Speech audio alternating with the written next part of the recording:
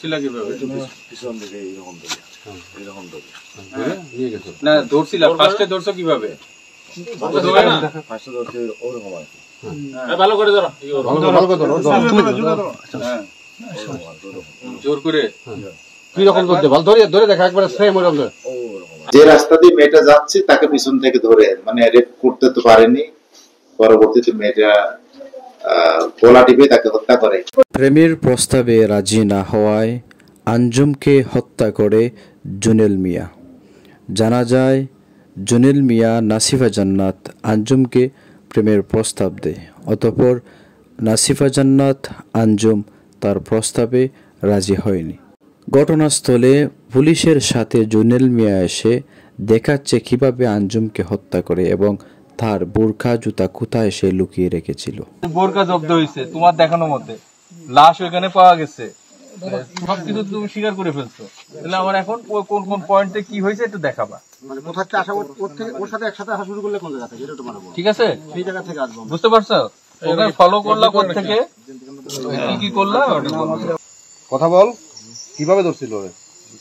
কোন জায়গা থেকে ধরে আনছিলি? নিয়ে এসে রাখছিলি? জব্দ তরিকা করতেছি স্যার, নিয়ে এসে রাখছিলি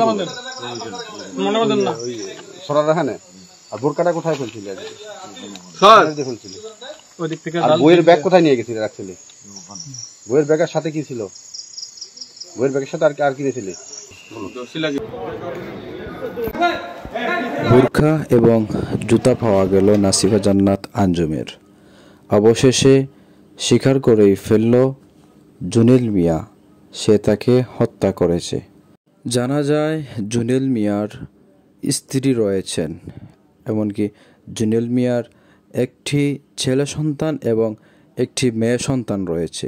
জুনেল মিয়ার বয়স 39 বছর। তার বাড়ি মৌলভীবাজার জেলার কুলাউড়া থানার ব্রাহ্মণবাজার ইউনিয়নের শেরপুর গ্রামে, যেই গ্রামে নাসিফা জান্নাত আঞ্জুমের বাড়িও।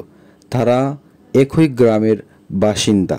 ইতিমধ্যে নাসিফা জান্নাত আঞ্জুমের সহপাঠীরা স্কুল থেকে ধাপে ধাপে আন্দোলন করছে, বিক্ষোভ করছে, এমনকি তার গ্রামের মানুষেরা, যুবকেরা, সাধারণ মানুষ মিলে বিক্ষোভ করছে সেই হত্যাকারী জুনেল মিয়ার যেন উপযুক্ত শাস্তি হয় এবং দ্রুত শাস্তির দাবিতে গ্রামের এমনকি নাসিফা জান্নাত আঞ্জুমের সহপাঠীরা করছে বিক্ষোভ মিছিল।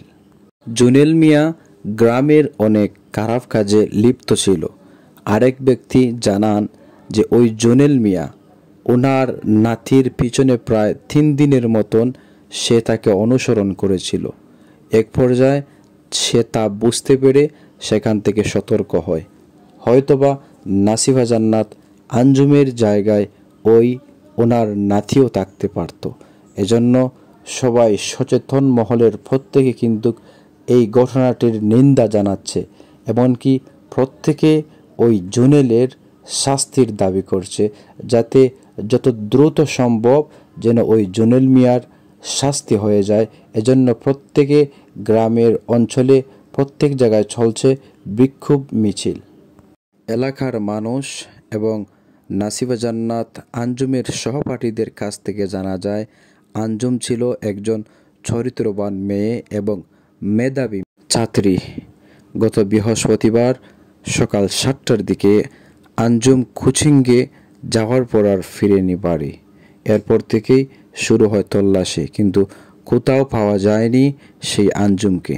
গত শনিবার তার লাশ পাওয়া যায় তাদের বাড়ির পাশে কবরস্থানে। ইতিমধ্যে সেই জুনেলকে গ্রেফতার করেছে পুলিশ, এমনকি সেই জুনেল সে স্বীকারও করেছে সে হত্যা করেছে নাসিফা জান্নাত আঞ্জুমকে। সে বলে পিছনের দিকে ধরে তাকে গলা টিপে হত্যা করে। পুলিশ জানায় তাকে প্রথমে দর্শনের চেষ্টা করে, পরে দর্শন করতে না পেরে তাকে গলা টিপে হত্যা করে।